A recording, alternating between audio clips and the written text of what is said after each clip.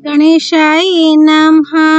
नारायणं नमस्कृत्य नरं चैव नरोत्तमं देवीं सरस्वतीं व्यासं ततो जयमुदीरयेत्। संक्षिप्त महाभारत द्रोण पर्व अध्याय 375 से 389। अध्याय 375 द्रोणाचार्य द्वारा वृत्रक्षत्र, धृष्टकेतु और श्वेतधर्मा का वध तथा चेकितान आदि अनेकों वीरों की पराजय। संजय ने कहा, राजन, इधर दोपहर के बाद आचार्य द्रोण का सोमकों के साथ फिर घोर संग्राम होने लगा।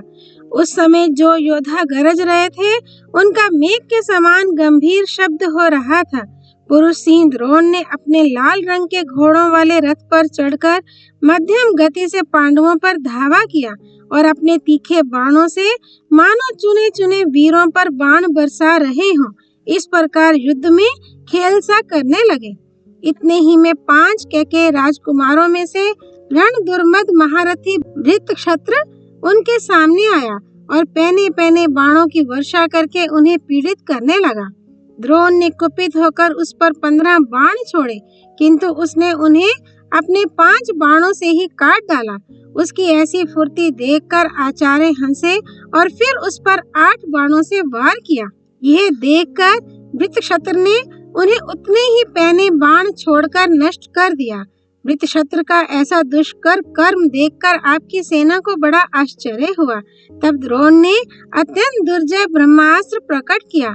उसे कैकेयी राजकुमार ने ब्रह्मास्त्र से ही नष्ट कर दिया तथा आचार्य पर 60 बाणों से चोट की। इस पर विप्रवर द्रोण ने उस पर एक नाराज छोड़ा। वह उसके कवच को फोड़कर पृथ्वी में घुस गया।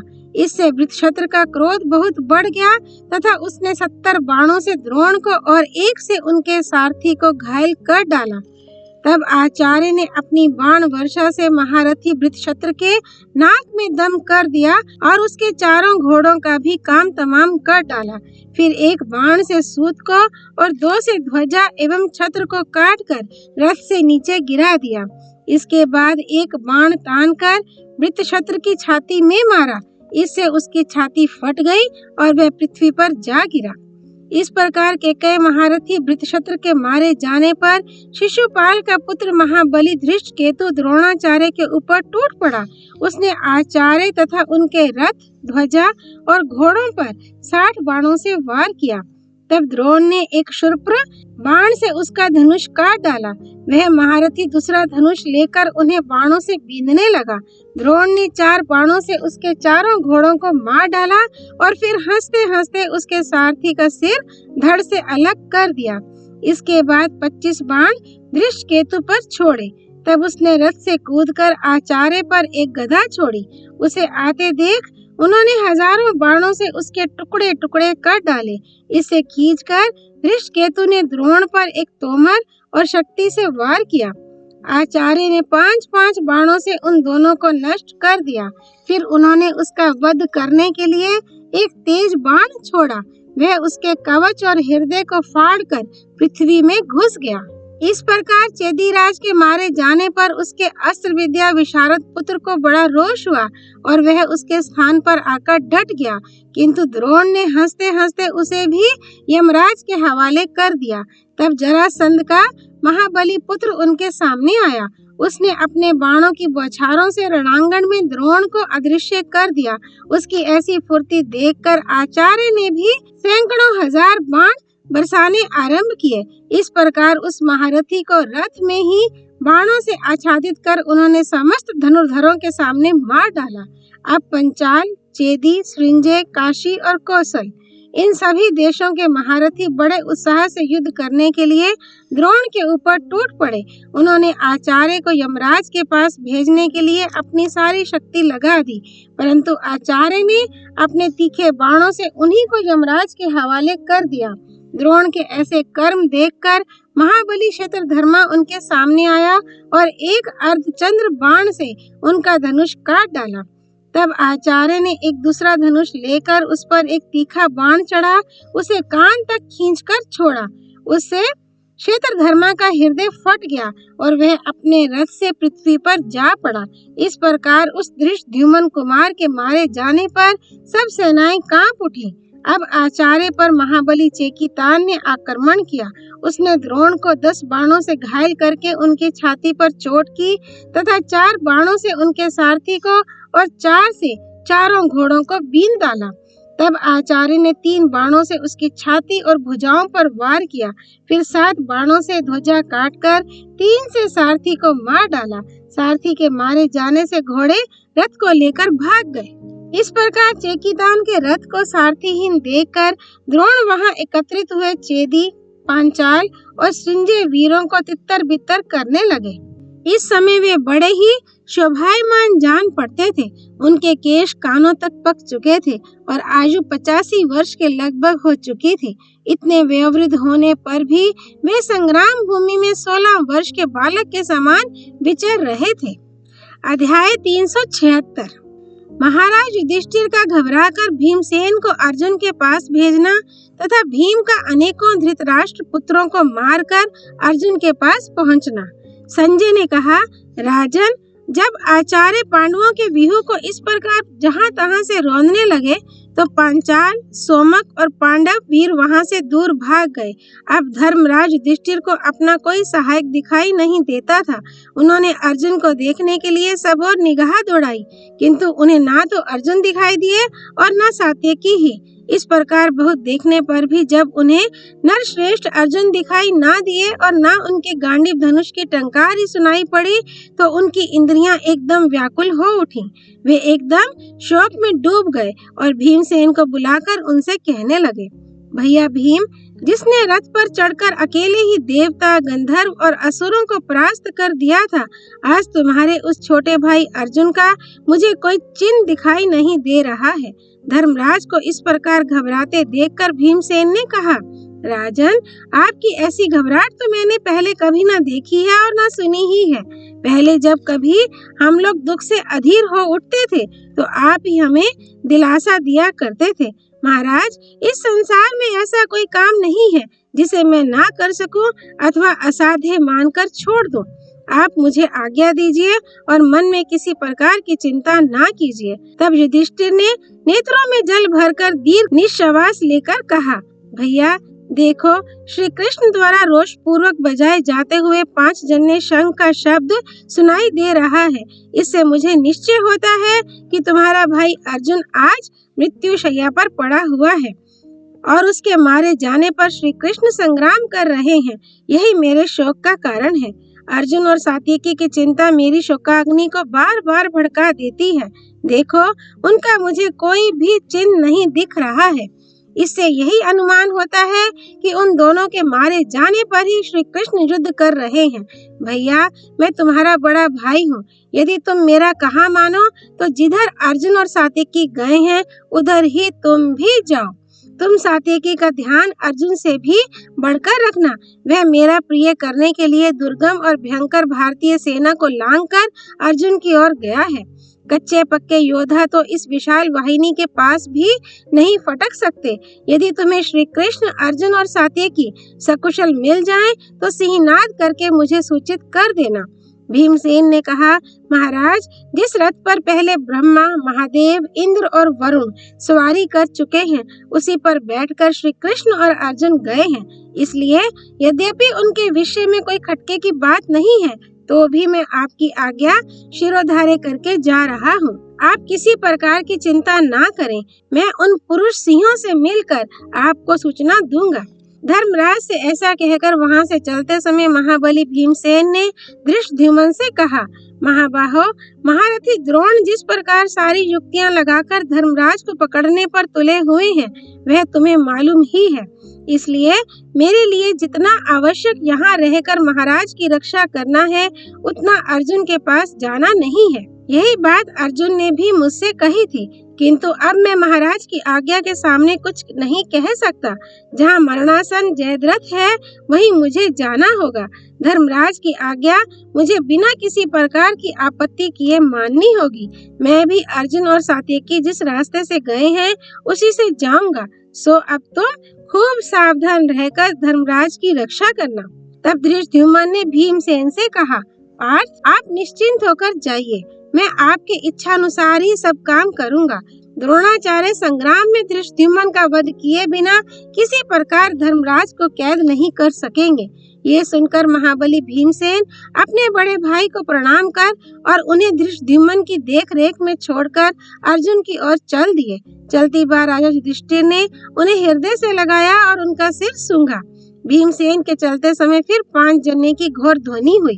त्रिलोकी को भयभीत करने वाले उस भयंकर शब्द को सुनकर धर्मराज ने फिर कहा, देखो, श्री कृष्ण का बजाया हुआ यह शंख पृथ्वी और आकाश को गुंजा रहा है। निश्चय ही अर्जुन पर भारी संकट पड़ने पर श्री कृष्ण चंद्र कौरवों के साथ युद्ध कर रहे हैं। इसलिए भैया भीम, तुम जल्दी ही अर्जुन के पास जाओ। अब भीमसेन शत्रुओं पर अपनी भयंकरता प्रकट करते हुए चल दिए। वे अपने धनुष की डोरी खींचकर बाणों की वर्षा करते हुए कौरव सेना के अग्रभाग को कुचलने लगे। उनके पीछे पीछे दूसरे पांचाल और सोमक वीर भी बढ़ने लगे। तब उनके सामने दुश्शल, चित्रसेन, कुंडभेदी, विविशति, दुर्मुख, दुस्सहा, विकर्ण, शल, विंध, अनुविंध, सुमुख, दीर्घबाहु, सुदर्शन, वृंदारक, सुहस्त, सुषेण, दीर्घलोचन, अभय, रौद्रकर्मा, सुवर्मा और दुर्विमोचन आदि आपके पुत्र अनेकों सैनिक और पदातियों को लेकर आए और उन्हें चारों ओर से घेरने लगे। किंतु भीमसेन बड़ी तेजी से उन्हें पीछे छोड़कर द्रोण की सेना पर टूट पड़े तथा उसके आगे जो गज सेना थी उस पर बाणों की झड़ी लगा दी।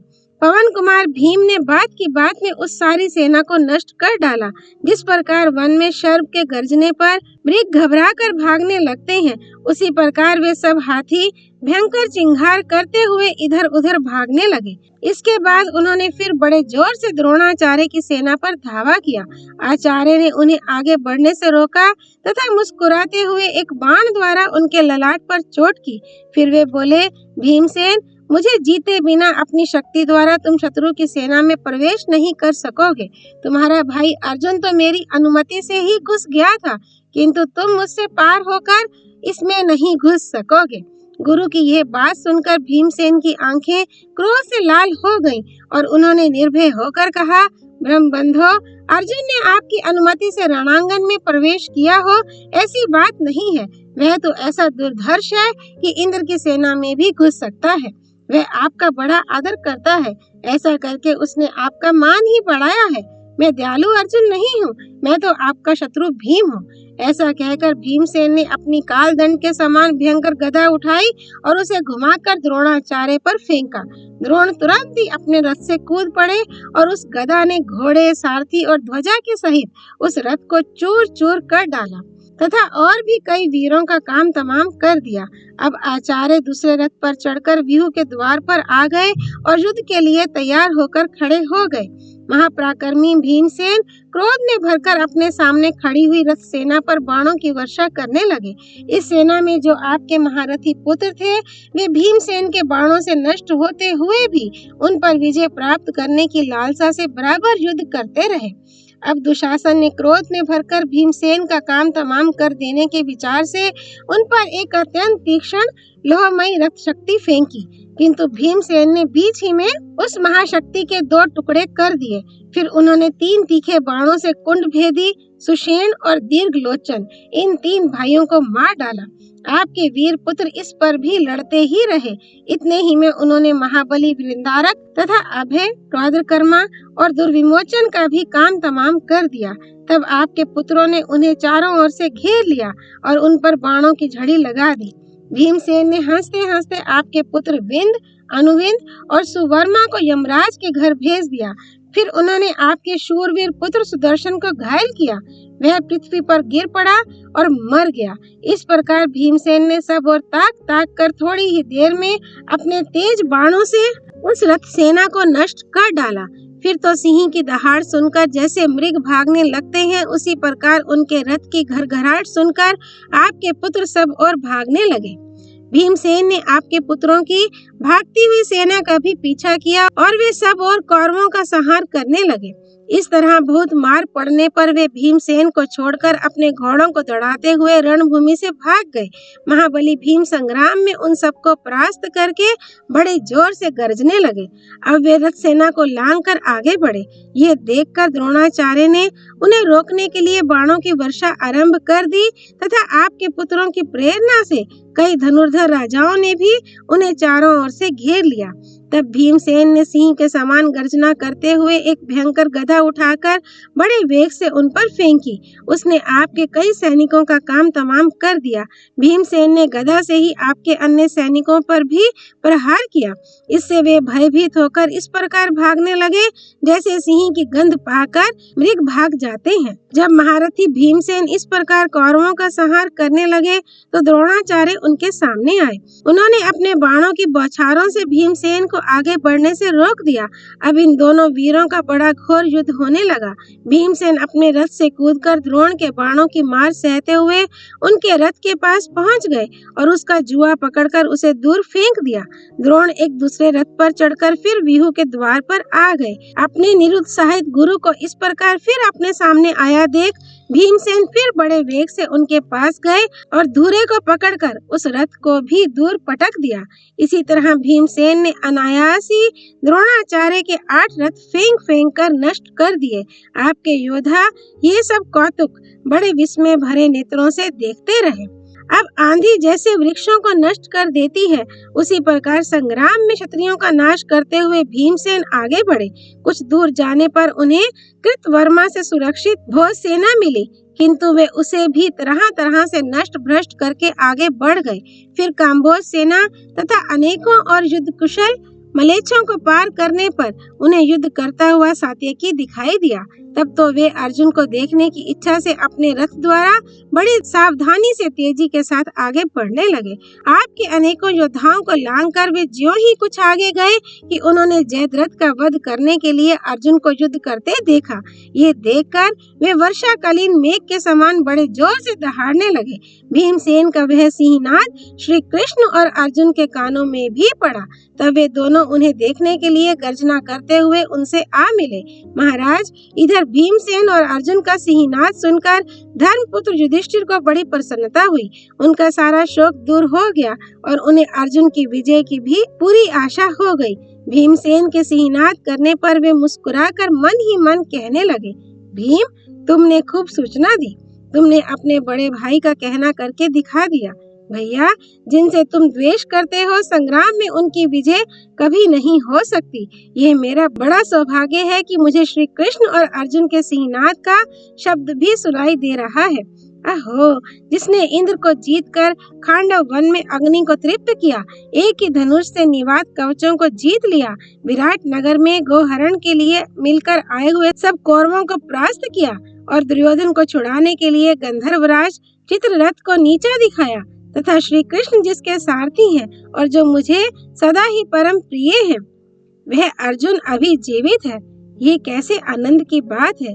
क्या श्री कृष्ण की रक्षा में सूर्यास्त से पहले ही अपनी प्रतिज्ञा को पूरी करके लौटे हुए अर्जुन से मेरी भेंट हो सकेगी? अर्जुन के हाथ से जयद्रथ को और भीम के हाथ से अपने भाइयों को मरा हुआ देखकर क्या मंदबुद्धि दुर्योधन बचे खुचे वीरों की रक्षा के लिए हमसे वैर छोड़कर संधि करना चाहेगा? इस प्रकार एक और तो महाराज युधिष्ठिर करुणाद्र होकर तरह तरह की उधेड़ बुन में लगे हुए थे और दूसरी ओर तुमुल संग्राम हो रहा था। अध्याय 377। भीमसेन के हाथ से कर्ण की पराजय, द्रोण के साथ दुर्योधन की सलाह तथा युद्धामन्यु और उत्मोजा के साथ उसका युद्ध।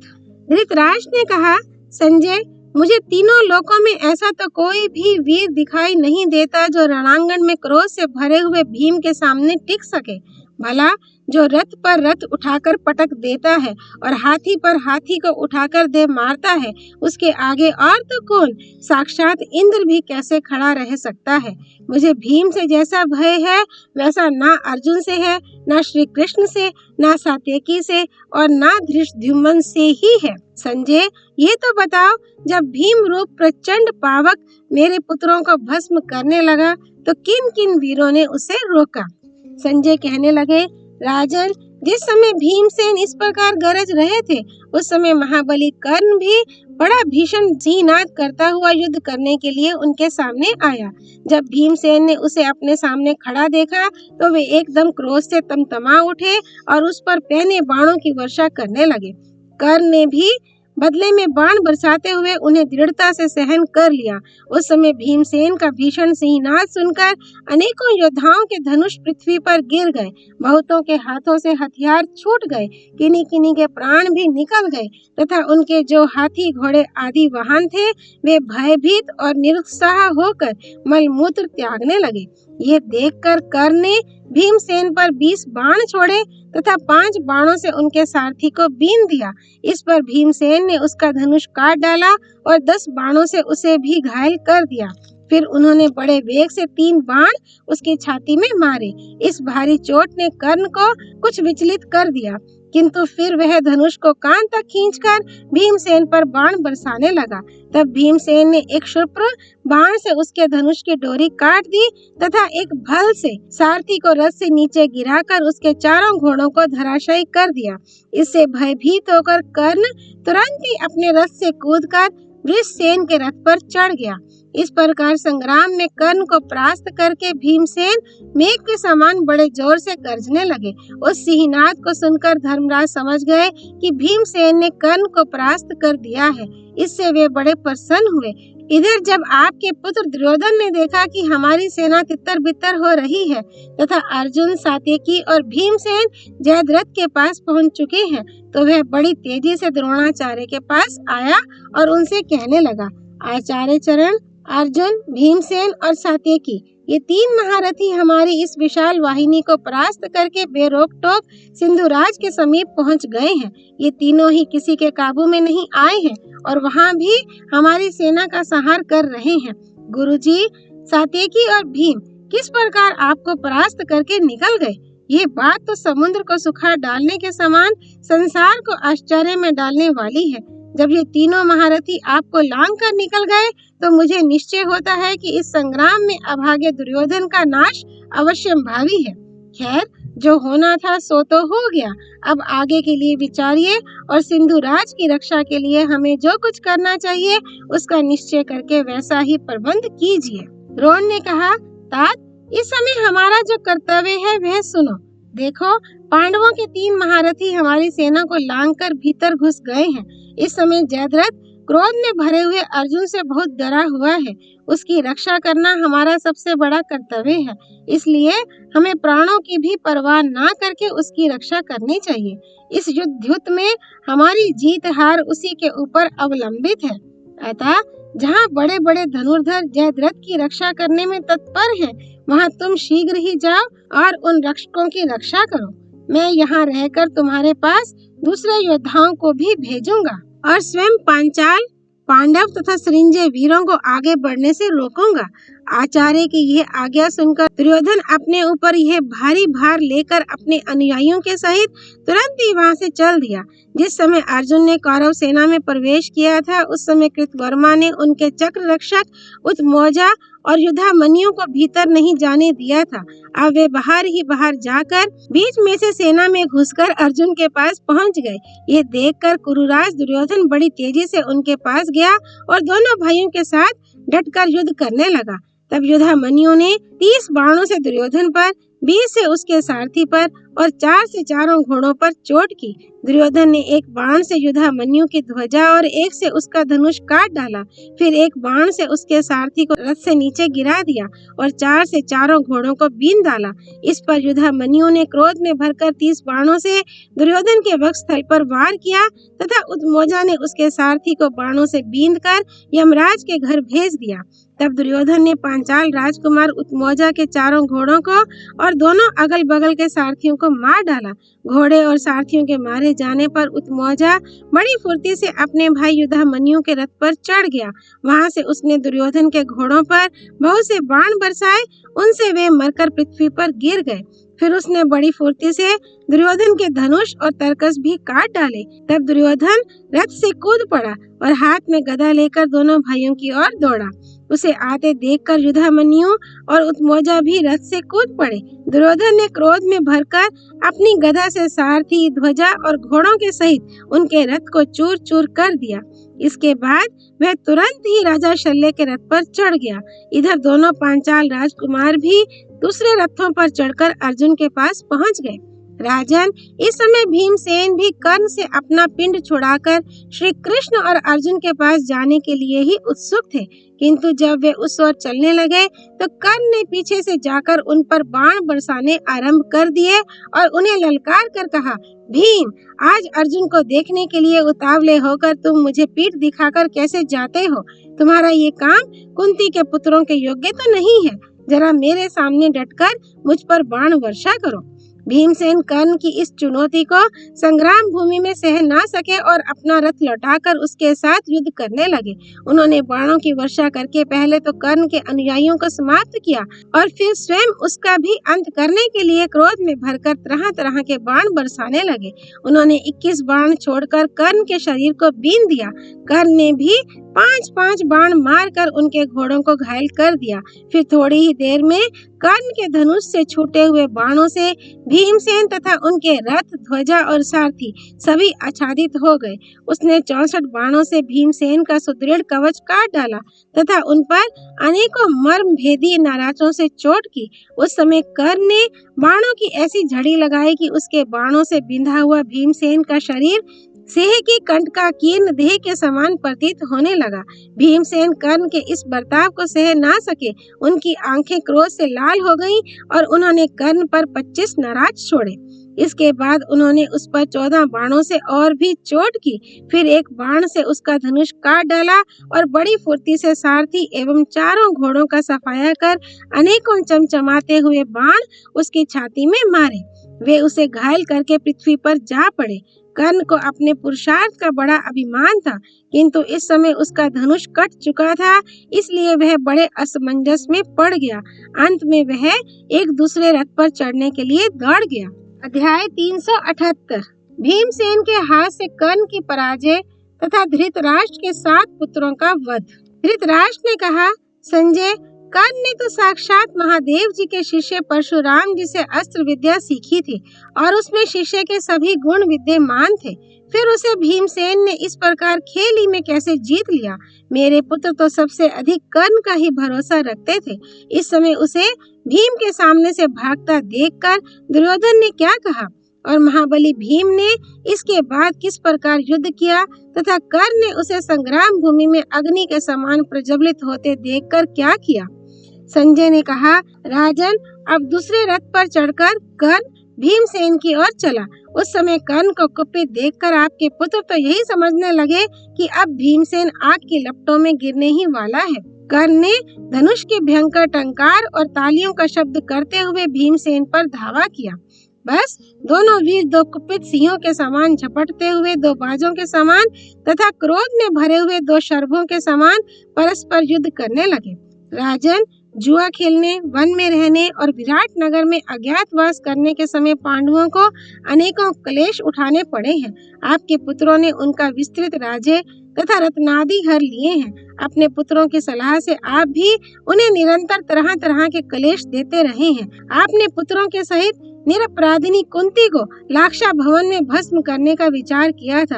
आपके दुष्पुत्रों ने सभा के बीच में द्रौपदी को तरह तरह से तंग किया था। दुशासन ने उसके केश पकड़कर खींचे और कर्ण ने उससे यह कठोर बात कही कि अब ये लोग तेरे पति नहीं हैं, तू कोई दूसरा पति चुन ले।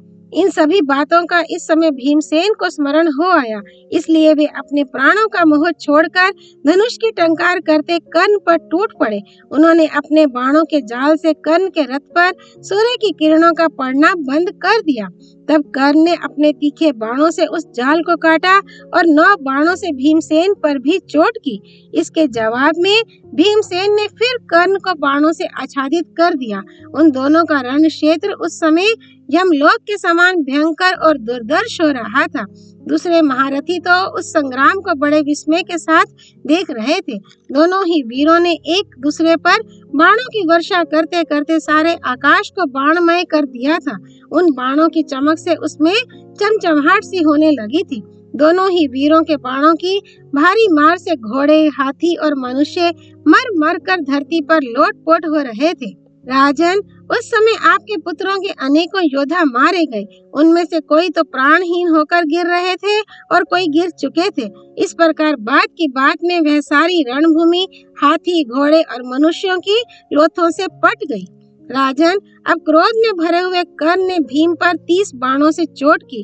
भीम ने 3 बाणों से उसका धनुष काट डाला और एक भल से उसके सारथी को रथ से नीचे गिरा दिया।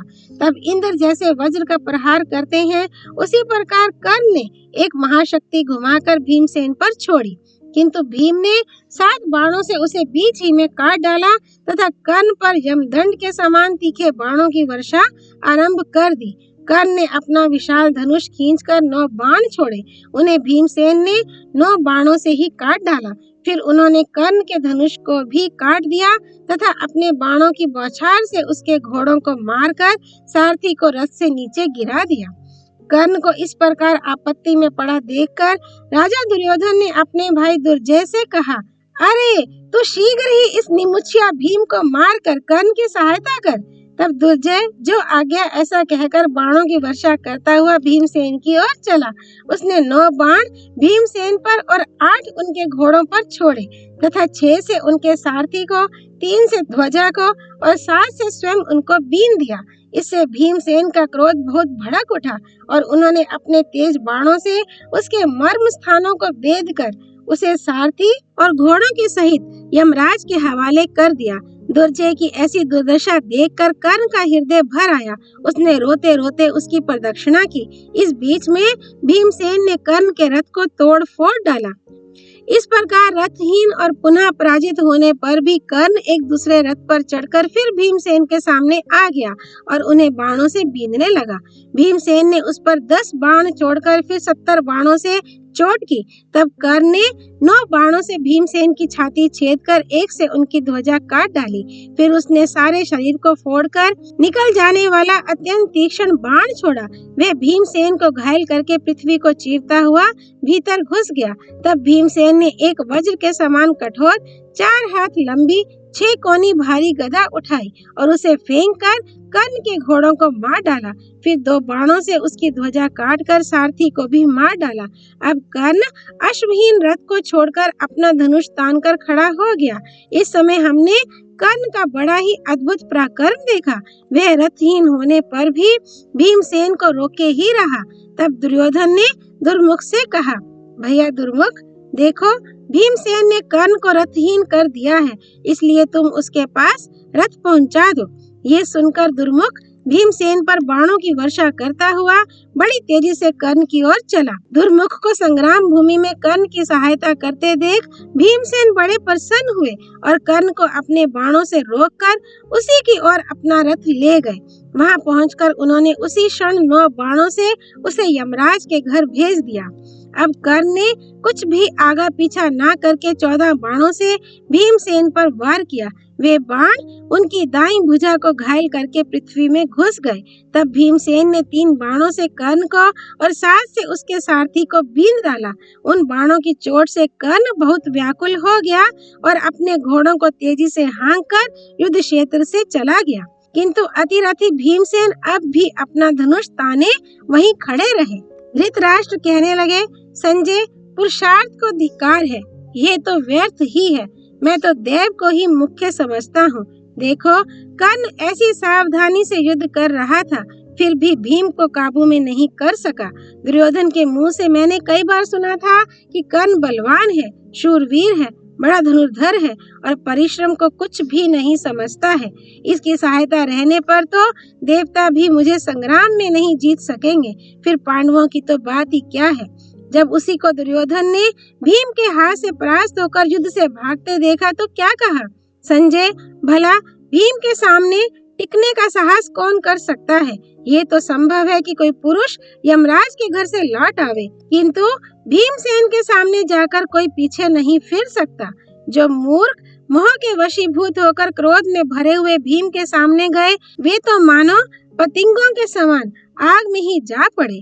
भीमसेन ने हमारी सभा में सारे कौरवों के सामने मेरे पुत्रों के वध की प्रतिज्ञा की थी। उसे याद करके कर्ण को पराजित देखने पर दुर्योधन और दुशासन तो डर के मारे उसके आगे से भाग गए होंगे। कर्ण को रथहीन और भीम के हाथ से पराजित देखकर अवश्य ही दुर्योधन को श्री कृष्ण का अपमान करने के लिए पश्चाताप हुआ होगा। युद्ध में भीमसेन के हाथ से अपने भाइयों का वध होता देखकर उसे अपने अपराध के लिए अवश्य ही बड़ा संताप हुआ होगा। भला अपने जीवन की रक्षा चाहने वाला ऐसा कौन प्राणी होगा जो साक्षात काल के समान खड़े हुए भीमसेन के आगे जाएगा। मेरा तो यह निश्चय है कि बड़वा नल की ज्वालाओं में पड़कर भले ही कोई बच जाए, किंतु भीमसेन के सामने जाने पर कोई जीवित नहीं बच सकता। इसलिए भैया, अब तो मेरे पुत्रों का जीवन संकट में ही है। संजय ने कहा, कुरुराज, इस महाभय के उपस्थित होने पर आप चिंता करने चले हैं, किंतु इसमें कोई संदेह नहीं कि संसार के इस भीषण संहार की जड़ आप ही हैं। अपने पुत्रों की बातों में आकर आप ही ने यह महान वैर बांधा है। आपसे बहुत कुछ कहा भी गया, किंतु मरणासन पुरुष जैसे हितकारक औषध ग्रहण नहीं करता, उसी प्रकार आपने भी किसी की एक ना सुनी। राजन, आपने स्वयं ही ये दुर्जर कालकूट विष पिया है, इसलिए अब आप ही इसका सारा फल भोगिए। अस्तु, अब जैसे जैसे आगे युद्ध हुआ वह मैं सुनाता हूँ। कर्ण को भीमसेन के हाथ से परास्त हुआ देखकर आपके 5 पुत्र दुर्मर्शन, दुस्सहा, दुर्मद, दुर्धर और जय सहन ना कर सके और वे एक साथ भीमसेन पर टूट पड़े। वे उन्हें चारों ओर से घेरकर अपने बाणों से टिड्डी दल के समान सारी दिशाओं को व्याप्त करने लगे। भीमसेन ने उन्हें अकस्मात आते देख हंसते हंसते अगवानी की। जब कर्ण ने आपके पुत्रों को भीमसेन के सामने जाते देखा तो कर्ण भी वहीं लौट आया। अब कौरव लोग उन्हें सब ओर से घेरकर बाणों की वर्षा करने लगे, किंतु भीमसेन ने 25 ही बाणों में सारथी और घोड़ों के सहित उन 5 भाइयों को यमराज के हवाले कर दिया। उस समय हमने भीमसेन का बड़ा ही अद्भुत पराक्रम देखा। वे एक ओर तो अपने बाणों से कर्ण को रोक रहे थे और दूसरी ओर आपके पुत्रों का संहार कर रहे थे। अध्याय 389 भीमसेन और कर्ण का भीषण संग्राम, 14 धृतराष्ट्र पुत्रों का संहार तथा कर्ण के द्वारा भीम का पराभव। संजय ने कहा, राजन, प्रतापी कर्ण आपके पुत्रों को मरते देख बड़ा ही कुपित हुआ। उसे अपना जीवन भी भारी सा मालूम होने लगा। उसके देखते देखते भीमसेन ने आपके पुत्रों को मार डाला। इससे वह अपने को अपराधी सा समझने लगा। इतने ही में भीमसेन कुपित होकर कर्ण पर तीखे बाणों की वर्षा करने लगे। तब कर्ण ने मुस्कुराकर भीमसेन को पहले 5 और फिर 70 बाणों से घायल कर दिया। इसके जवाब में भीमसेन ने अत्यंत तीक्ष्ण 5 बाणों से कर्ण के मर्म स्थानों को बींधकर एक भल से उसका धनुष काट डाला। इससे कर्ण अत्यंत खिंचित हो दूसरा धनुष लेकर भीमसेन पर बाणों की वर्षा करने लगा। इतने ही में भीम ने उसके सारथी और घोड़ों का भी काम तमाम कर दिया तथा धनुष के 2 टुकड़े कर डाले।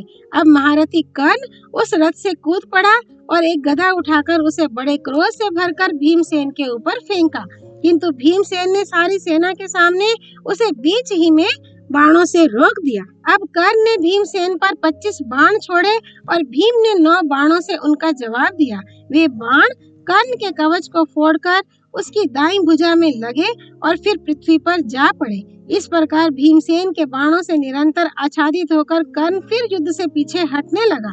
ये देखकर राजा दुर्योधन ने अपने भाइयों से कहा, अरे, सब ओर से सावधान रहकर तुरंत ही कर्ण की ओर बढ़ो। भाई की ये बात सुनकर आपके पुत्र चित्र, उपचित्र, चित्राक्ष, चारुचित्र, शरासन, चित्रायुध और चित्रवर्मा बाणों की वर्षा करते भीमसेन पर टूट पड़े, किंतु भीमसेन ने उन्हें आते देख एक एक बाण में ही धराशायी कर दिया।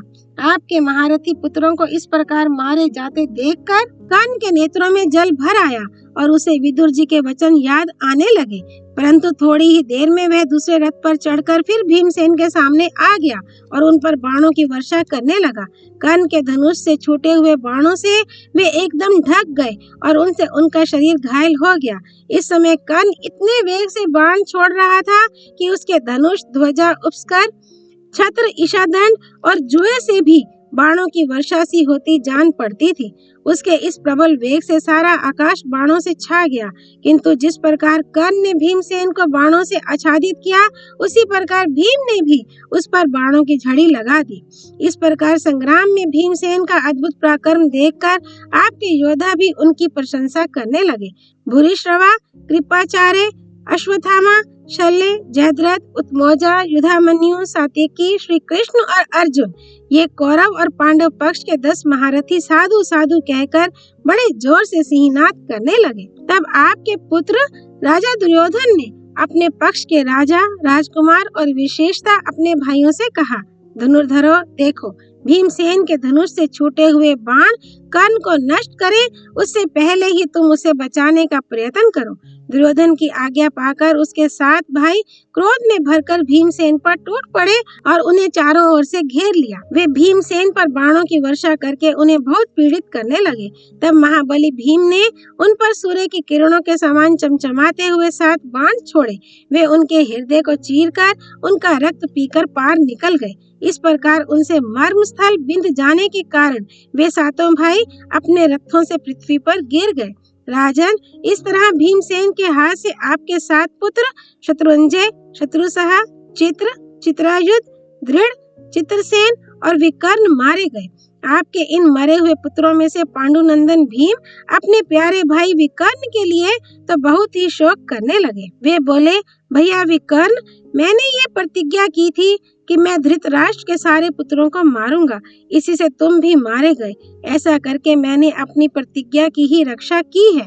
भैया, तुम तो विशेषतः राजा युधिष्ठिर और हमारे ही हित में तत्पर रहते थे। हाय, युद्ध बड़ा ही कठोर धर्म है। इसके बाद वे बड़े जोर से सिंहनाद करने लगे। भीमसेन का वह भीषण शब्द सुनकर धर्मराज को बड़ी प्रसन्नता हुई। इधर आपके 31 पुत्रों को खेत रहे देखकर दुर्योधन को विदुर जी के वचन याद आने लगे। वह मन ही मन कहने लगा, विदुर जी ने जो हमारे हित के लिए कहा था वह सब सामने आ गया। बहुत विचार करने पर भी उसे इस समस्या का कोई समाधान ना मिला। राजन, द्युत क्रीड़ा के समय द्रौपदी को सभा में बुलाकर आपके दुर्बुद्धि पुत्र और कर्ण ने जो कहा था कि कृष्ण, पांडव लोग तो अब नष्ट होकर सदा के लिए दुर्गति में पड़ गए हैं, तू कोई दूसरा पति चुन ले, ये उसी का फल सामने आ रहा है। विदुर जी ने बहुत गिड़गिड़ाकर प्रार्थना की, परंतु फिर भी उन्हें आपसे कोई संतोषजनक उत्तर नहीं मिला। अब आप और दुर्योधन उस कुबुद्धि का फल भोगिए। वस्तुतः ये भारी अपराध आपका ही है। धृतराष्ट्र ने कहा, संजय, इसमें विशेषता मेरा ही अपराध अधिक है, सो आज उसका फल मेरे सामने आ रहा है। ये बात मुझे शोक के साथ स्वीकार करनी पड़ती है, किंतु जो होना था सो तो हो गया। अब इस विषय में क्या किया जाए? अच्छा, मेरे अन्याय से इसके आगे वीरों का संहार किस प्रकार हुआ सो मुझे सुनाओ। संजय ने कहा, महाराज, महाबली कर्ण और भीम मेघ जैसे जल बरसाते हैं उसी प्रकार बाणों की वर्षा कर रहे थे। भीम के नाम से अंकित अनेकों बाण कर्ण का प्राणांत सा करते उसके शरीर में घुस जाते थे। इसी प्रकार कर्ण के छोड़े हुए सैकड़ों हजारों बाण भी वीरवर भीमसेन को आच्छादित कर रहे थे। भीम के धनुष से छूटे हुए बाणों से आपकी सेना का संहार हो रहा था। युद्ध में मरे हुए हाथी, घोड़े और मनुष्यों के कारण सारी रणभूमि आंधी से उखड़े हुए वृक्षों से पटी सी जान पड़ती थी। आपके योद्धा भीमसेन के बाणों की मार से व्याकुल होकर मैदान छोड़कर भागने लगे। तब कर्ण और भीमसेन के बाणों से व्यथित होकर सिंधु सौवीर और कौरवों की सेना युद्ध स्थल से दूर जा खड़ी हुई। इस समय रण में मरे हुए हाथी, घोड़े और मनुष्यों के रुधिर से उत्पन्न हुई भयंकर नदी बह निकली। उसमें मरे हुए हाथी, घोड़े और मनुष्य तैरने लगे। राजन, अब कर्ण ने भीमसेन पर 3 बाणों से वार करके अनेकों चित्र विचित्र बाणों की वर्षा आरंभ कर दी। तब भीमसेन ने एक अत्यंत तीक्ष्ण कर्णी नामक बाण से कर्ण के कान पर प्रहार किया। इससे उसका कुंडल मंडित कान कटकर पृथ्वी पर गिर पड़ा। इसके बाद भीमसेन ने एक बाण से उसकी छाती पर वार करके 10 बाण और भी छोड़े। वे उसके ललाट को फोड़कर घुस गए। इस प्रकार अत्यंत घायल हो जाने से कर्ण को मूर्छा आ गई और उसने रथ के कुबर का सहारा लेकर नेत्र मूंद लिए। थोड़ी देर में जब चेत हुआ तो वह क्रोध में भरकर बड़े वेग से भीमसेन के रथ की ओर दौड़ा और उन पर 100 बाण छोड़े। तब भीमसेन ने एक क्षुद्र बाण से उसके धनुष को काटकर बड़ी गर्जना की। कर्ण ने दूसरा धनुष लिया, किंतु भीमसेन ने उसे भी काट डाला। इसी प्रकार उन्होंने एक एक करके कर्ण के 18 धनुष काट डाले। कर्ण ने देखा कि भीमसेन ने सिंधु सौवीर और कौरवों के अनेकों योद्धा मार डाले हैं तथा उनके मारे हुए हाथी, घोड़ों और मनुष्यों से सारी रणभूमि पटी हुई है, तो उसे बड़ा ही क्रोध हुआ और वह भीम पर बड़े तीखे तीखे बाणों की वर्षा करने लगा। किंतु भीमसेन ने उनमें से प्रत्येक को 3-3 बाण मारकर काट डाला और उस पर भीषण बाण वर्षा आरंभ कर दी। अब कर्ण ने अपने अस्त्र कौशल से अनेकों बाण छोड़कर भीमसेन के तरकस, धनुष, प्रत्यंचा एवं घोड़ों की रास और जोतों को काट डाला तथा उनके घोड़ों को मारकर 5 बाणों से सारथी को भी घायल कर दिया। वह सारथी तुरंत ही कूदकर युधामन्यु के रथ पर जा बैठा। कर्ण ने हंसते हंसते भीमसेन के रथ की ध्वजा और पताकाएं भी उड़ा दी। इस प्रकार धनुष न रहने पर महाबाहु भीम ने एक शक्ति उठाई और उसे क्रोध में भरकर कर्ण के रथ पर छोड़ा। कर्ण ने 10 बाण छोड़कर उसे बीच ही में काट डाला। अब भीमसेन ने हाथ में ढाल तलवार ले ली और तलवार को घुमाकर कर्ण के रथ पर फेंका। वह प्रत्यंचा सहित कर्ण के धनुष को काटकर पृथ्वी पर जा पड़ी। तब कर्ण दूसरा धनुष लेकर भीम को मार डालने के विचार से उन पर बाणों की वर्षा करने लगा। कर्ण के बाणों से व्यथित होकर भीमसेन आकाश में उछले। उनका ये अद्भुत कर्म देखकर कर्ण बहुत घबराया और उसने रथ में छिपकर अपने को भीमसेन के वार से बचा लिया। भीम ने जब देखा कि कर्ण घबराकर रथ के पिछले भाग में छिपा हुआ है तो वे उसकी ध्वजा पकड़कर खड़े हो गए और गरुड़ जैसे सर्प को खींचे उसी प्रकार कर्ण को रथ से बाहर खींचने का प्रयत्न करने लगे। तब कर्ण ने उन पर बड़े वेग से धावा किया। भीमसेन के शस्त्र समाप्त हो चुके थे, इसलिए वे कर्ण के रथ के रास्ते से बचने के लिए अर्जुन के मारे हुए हाथियों की लोथों में छिप गए। फिर उस पर प्रहार करने के लिए उन्होंने एक हाथी की लोथ उठा ली, किंतु कर्ण ने अपने बाणों से उसके टुकड़े टुकड़े कर दिए। तब भीमसेन ने उन टुकड़ों को ही फेंकना शुरू किया तथा और भी रथ के पहिए या घोड़े जो चीज दिखाई दी उसी को उठाकर कर्ण पर फेंकने लगे, परंतु वे जो चीज फेंकते थे कर्ण उसी को काट डालता था। अब भीमसेन ने घुंसा तानकर उसी से कर्ण का काम तमाम करना चाहा, परंतु फिर अर्जुन की प्रतिज्ञा याद आ जाने से उन्होंने समर्थ होने पर भी उसे मार डालने का विचार छोड़ दिया। इस समय कर्ण ने बार बार अपने पहने बाणों की मार से भीम को मूर्छित कर दिया, किंतु कुंती की बात याद करके इस शस्त्रहीन अवस्था में उसने भी उनका वध नहीं किया। फिर उसने पास जाकर उनके शरीर में अपने धनुष की नोक लगाई। उसका स्पर्श होते ही भीमसेन का क्रोध भड़क उठा और उन्होंने वह धनुष छीनकर कर्ण के मस्तक पर दे मारा। भीमसेन की चोट खाकर कर्ण की आंखें क्रोध से लाल हो गईं और वह उनसे कहने लगा, अरे निमुच्छिए, अरे मूर्ख, अरे पेटू, तुझे अस्त्र शस्त्र संभालने का शौर तो है नहीं, परंतु युद्ध करने की उत्सुकता इतनी है कि मेरे साथ भिड़ने की चंचलता कर बैठता है। अरे दुर्बुद्धि, जहाँ तरह तरह की बहुत सी खाने पीने की चीजें हो, तुझे तो वहीं रहना चाहिए। युद्ध में तुझे कभी मुंह नहीं दिखाना चाहिए। तू फल, फूल और मूल आदि खाने तथा व्रत नियम आदि का पालन करने में अवश्य कुशल है, किंतु युद्ध करना तू नहीं जानता। भला कहाँ मुनि वृत्ति और कहाँ युद्ध। भैया, तुझे युद्ध करने का शौर नहीं है। तू तो वन में रहकर ही प्रसन्न रह सकता है, इसलिए तू वन में ही चला जा, और तुझे लड़ना ही हो तो दूसरे लोगों से भिड़ना चाहिए। मेरे जैसे वीरों के सामने आना तुझे शोभा नहीं देता। मेरे जैसों से भिड़ने पर तो ऐसी या इससे भी बढ़कर दुर्गति होती है। अब तू या तो कृष्ण और अर्जुन के पास चला जा, वे तेरी रक्षा कर लेंगे, या अपने घर चला जा। बच्चा, युद्ध करके क्या लेगा? कर्ण के ऐसे कठोर वचन सुनकर भीमसेन ने सब योद्धाओं के सामने हंसकर कहा, रे दुष्ट, मैंने तुझे कई बार परास्त किया है, तू अपने मुंह से क्यों इतनी शेखी बघार रहा है? हमारे प्राचीन पुरुष भी जय पराजय तो इंद्र की भी देखते आए हैं। रे अकुलीन, अब भी तू मेरे साथ मल्ल युद्ध करके देख ले। जैसे मैंने महाबली और महाभोगी कीचक को पछाड़ा था, उसी प्रकार इन सब राजाओं के सामने तुझे भी काल के हवाले कर दूंगा। बुद्धिमान कर्ण भीमसेन के इन शब्दों से उनका अभिप्राय ताड़ गया और सब धनुर्धरों के सामने ही युद्ध से हट गया। भीमसेन को रथहीन करके जब कर्ण ने श्री कृष्ण और अर्जुन के सामने ही ऐसी ना कहने योग्य बातें कही, तो श्री कृष्ण की प्रेरणा से अर्जुन ने उस पर कई बाण छोड़े। वे गांडीव धनुष से छूटे हुए बाण कर्ण के शरीर में घुस गए। उनसे पीड़ित होकर वह तुरंत ही बड़ी तेजी से भीमसेन के सामने से भाग गया। तब भीमसेन सात्यकी के रथ पर सवार होकर अपने भाई अर्जुन के पास आए। इसी समय अर्जुन ने बड़ी फुर्ती से कर्ण को लक्ष्य करके एक काल के समान कराल बाण छोड़ा, किंतु उसे अश्वत्थामा ने बीच ही में काट डाला। इस पर अर्जुन ने कुपित होकर अश्वत्थामा को 64 बाणों से घायल कर दिया और चिल्लाकर कहा, जरा खड़े रहो, भागो मत। किंतु अर्जुन के बाणों से व्यथित होकर अश्वत्थामा रथों से भरी हुई मतवाले हाथियों की सेना में घुस गया। अर्जुन ने अपने बाणों से उस सेना को व्यथित करते हुए कुछ दूर उसका पीछा भी किया। इसके बाद वे अनेकों हाथी, घोड़ों और मनुष्यों को विदीर्ण करते हुए उस सेना का संहार करने लगे। ओम तत्सत। नर नारायण भगवान श्री कृष्ण की जय। भगवती सरस्वती देवी की जय। भगवान व्यासावतार श्री कृष्ण द्वैपायन की जय। श्री हरि अर्पणमस्तु।